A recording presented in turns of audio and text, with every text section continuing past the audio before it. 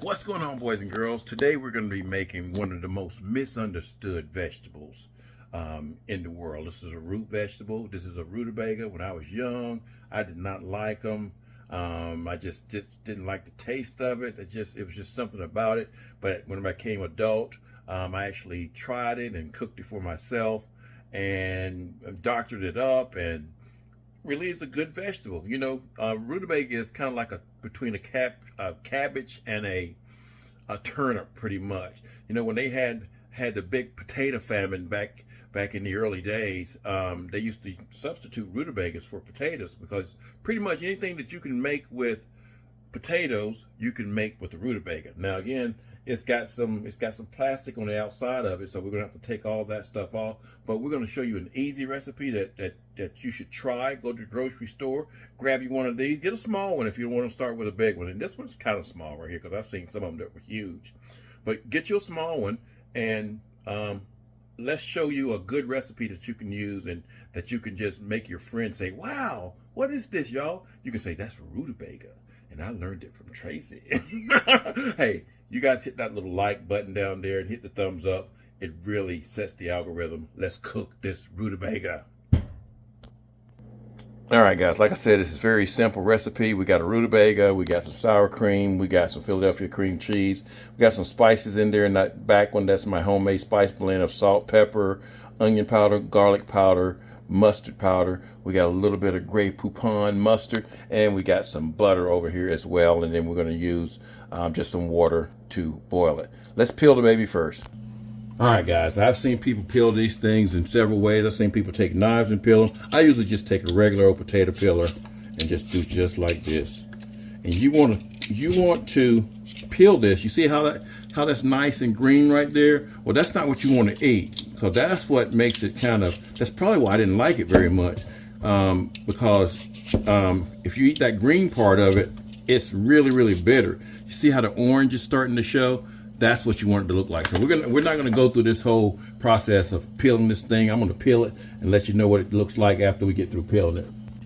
All right, guys, now that's what you're left with. You see, you want mostly orange. You don't want to see any of that green up there. So we got a lot of that peeling off right there.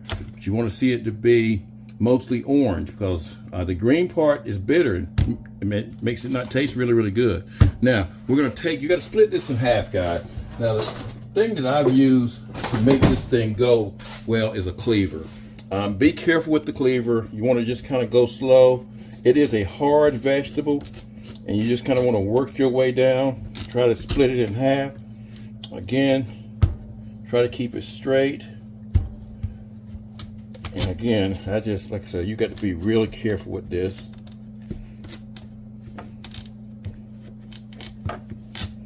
Just go a little bit slow. You just got to be careful. You want to be safe and not cut yourself with this cleaver.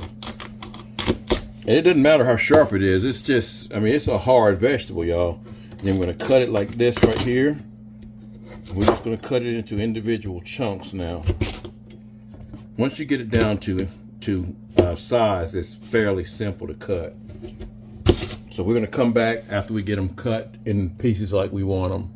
Now, guys, at this level, I've even done steak fries out of these things right here. You can kind of put them in a little light batter, fry them up like French fries, and you got you some nice steak fries. But now we're going to cut them up one more time to get them into individual, almost like 1-2 inch pieces. All right, guys, that's the kind of size you want. And also, guys, now if you wanted to use this as a salad, like something in your salad, this is edible at this stage.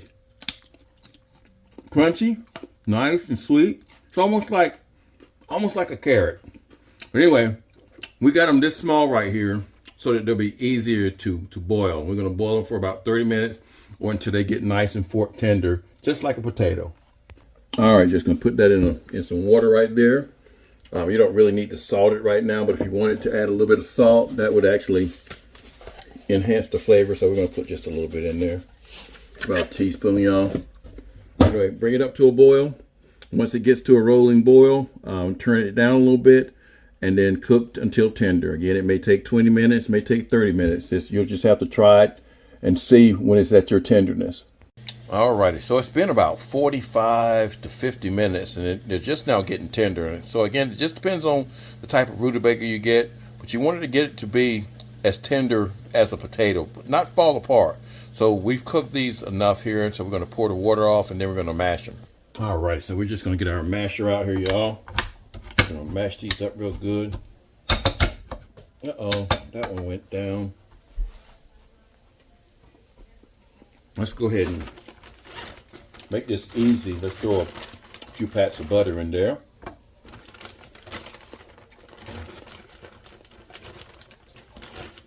And that's probably 3 tablespoons of butter. We're going to put this whole package up. And it's not all because there's half of it's gone. We're going to put half, so 4 ounces of sour cream in there. If I can find my spoon.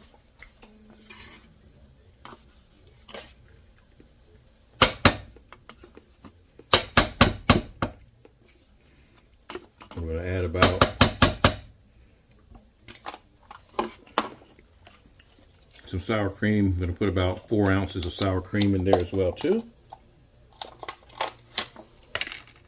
It's just going to make it a lot easier to mash, y'all.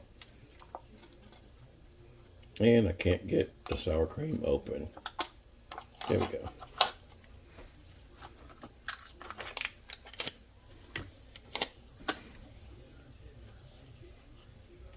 And about half of it, which that was probably more than half. Now let's give it a mash.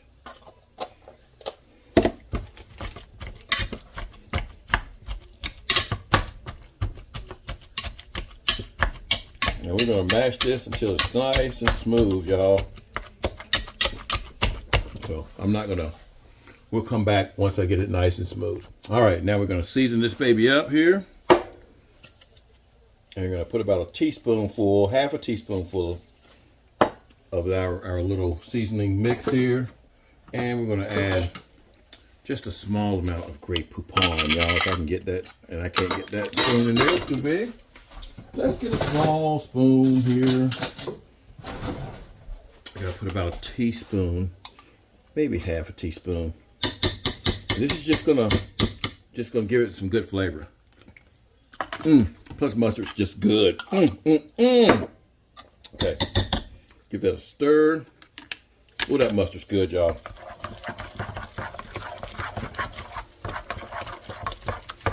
Then it'll be basically done, y'all.